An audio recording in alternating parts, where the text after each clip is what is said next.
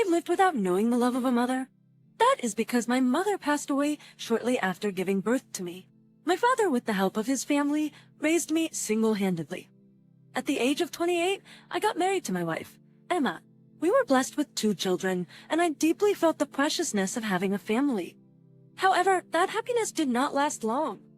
When I was only 35 years old, Emma, who was 1 year younger than me, was diagnosed with breast cancer. Despite undergoing chemotherapy, the cancer gradually ate away at Emma's body. At the young age of 38, Emma passed away, leaving both me and our children with a profound sense of loss. My mother-in-law, Sophia, said with a dignified expression when my wife passed away, "This was Emma's lifespan, so there is nothing we can do." Thank you, Andy, for marrying Emma. I believe she was happy. Despite Sophia's pain from losing her only daughter, she behaved bravely in front of the relatives who gathered for the funeral. However, when Emma's coffin was taken into the crematorium, Sophia, who had remained composed until then, completely changed. Upon seeing Emma's coffin being placed into the cremation furnace, Sophia exclaimed, Emma, wake up." And finally, she fell to her knees crying uncontrollably. By necessities, in my life, I have never experienced a moment that pained my heart as much as that.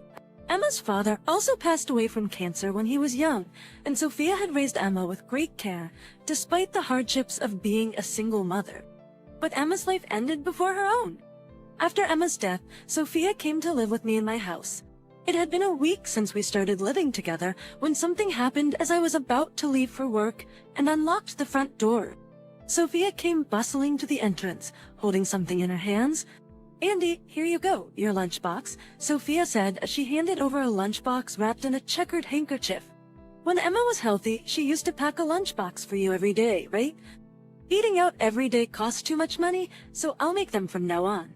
Certainly, as I approached 40 years old, I had started to worry about my protruding belly. However, I was not skilled in cooking, and I could not bring myself to make my own lunchbox. "Thank you so much, Sophia." As I expressed my gratitude, she spoke as if calling out to her son heading to school, saying, "Don't space out, look ahead, and walk properly. Take care and have a good day." I put the lunchbox that Sophia had made for me into my bag and headed to work energetically. When it was lunchtime, I moved to the break area with my colleague Smith. Did you make that lunchbox?" Since Emma passed away, my lunches consisted only of deep-fried lunchboxes sold cheaply at the lunchbox shop. Today my Imo made it for me. Wow, it's amazing! It's filled with so many things that are good for the body. There were vibrant side dishes like sauteed mushrooms and spinach with ginger soy sauce, simmered pumpkin, and pickled carrots, tightly packed in the lunchbox. I wondered how much time Sophia must have spent making all of this. And to express my gratitude to her, I decided to buy a red carnation on my way back home. When I arrived home, I handed the empty lunchbox and the bouquet of carnations to Sophia. She was surprised and exclaimed, "Oh my, I've never received such a lovely bouquet, even from your father. I'm sorry for making you feel obligated in return." No, it must have taken a lot of time to make so many side dishes. And it was a very healthy lunchbox, which I appreciate since I've been concerned about my health lately.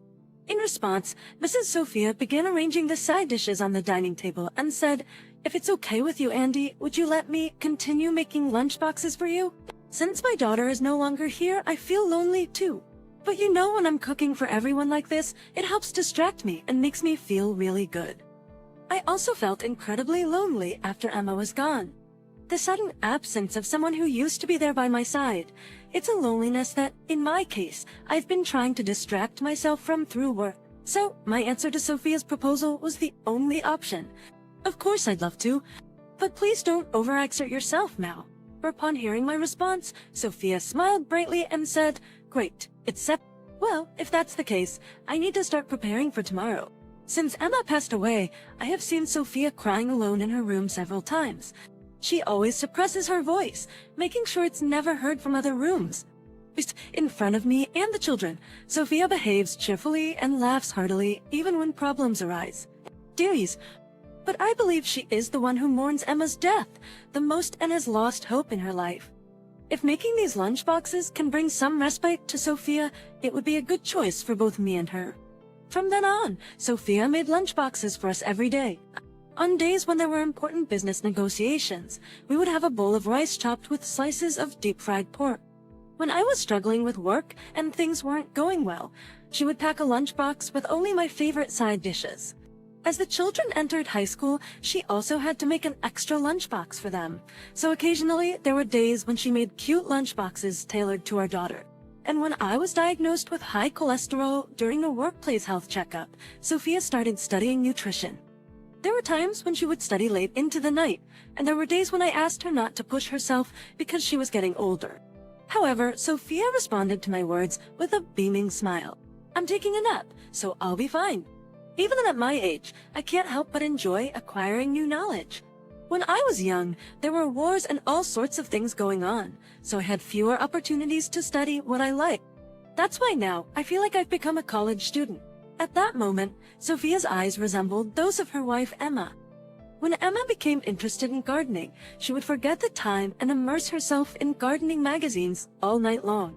I said to Emma, who hadn't slept a wink until morning, "It's great to be passionate about something, but don't neglect your health." Then Emma, with the same look as Sophia back then, responded, "It's so much fun to expand my knowledge, but I'll be careful. Thank you."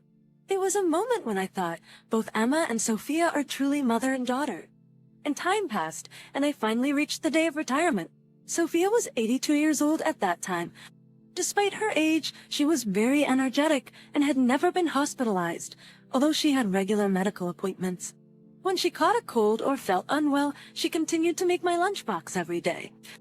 On the morning of the day I headed to my last day of work, I received the usual lunchbox from Sophia and left home. Since losing my wife, I have been working relentlessly. I believe that I was able to devote myself to work because Sophia took care of the housework and the children so well. Moreover, the meals she prepared every day were always delicious and nutritious. Every day, we were well balanced, taking into consideration the family's health. Thanks to that, now that I have reached 60 years old, I don't have any problematic items in my health checkups, and I'm leading a very healthy life. As I was leaving the house, I said to Sophia, who was seeing me off at the entrance, "Thank you very much, Mayo, for making me a lunchbox every day until today. Thanks to you, I was able to reach retirement safely." Then Sophia, who had a noticeably hunched back, immediately sat in Seiza, a formal Japanese sitting position, and bowed deeply, touching the floor with 3 fingers. "Thank you for your hard work throughout your career. Just one more day, give it your best." I carried my lunchbox as usual and headed to work. When I arrived at the workplace, I stamped the final seal. Normally, it was a tedious task, but on this day, even that felt nostalgic. My subordinates were bustling around and I, as the successor, was scolding them. Every scene in the workplace felt dear at that moment. During lunch break, I had my last lunch at work with Smith, a colleague who was also retiring. Sophia's meals could be eaten at home, but there was a different feeling when it came to the lunchbox. I think it's because the lunchbox allows you to perceive the hidden message from the maker. Get it together. Cheer up. Since you had a drinking party until late last night, let's have a stomach-friendly meal today. I looked forward to eating such a lunchbox every day. No matter how unpleasant things were at work, eating the lunchbox made by Sophia would rejuvenate me. Even when I was feeling unwell, eating Sophia's lunchbox properly helped me get through the afternoon. To Sophia, I was her daughter's husband, and we had no blood relation. But through Sophia's lunchbox, I felt a mother's love. When I was young, my grandmother used to make my lunchbox for school outings, but it was usually just onigiri and rolled omelet. As I reflected on my life, I opened the wrapping of the lunchbox, and there on top of the lunchbox was a piece of paper. It was a letter from Mrs. Sophia. "Andy, thank you for giving me the important role of making lunchboxes. After losing my husband early and even my daughter, I struggled every day, wondering how I should live and what should be my purpose in life. But thanks to the role of making lunchboxes that I was given, I have been able to live happily until today. Even when my daughter was a student, I would wake up early every morning to make her lunch. Folks, every morning, I would make lunchboxes. However, back then, I also had a job, so I couldn't make elaborate ones. That's why I feel a sense of accomplishment that I was able to make nutritious lunchboxes for my grown-up son every day. Andy, thank you for letting me do the job of a mother once again." As I finished reading this letter, my eyes became warm with tears. Although Sophia is my stepmother, I was able to feel the love of a mother through the lunchboxes. I think it's because of Sophia's lunchboxes that I was able to safely reach today. Thinking that way, I felt almost reluctant to pick up my chopsticks and eat the lunchbox. I carefully tucked the letter into my inner pocket and opened the lid of the lunchbox. On top of the white rice, there was seaweed-flavored simmered food with the words "Good job" written on it. Seeing this, a smile naturally appeared on my face. The taste of the last lunchbox I ate was somewhat salty and tasted like tears. Patience on my way home that day, I bought a bouquet of red carnations and handed it to Sophia along with the empty lunchbox. And I said to Sophia, "Mom, thank you for everything you've done." At that moment, Sophia was momentarily surprised, but she quickly smiled with a gentle and motherly expression.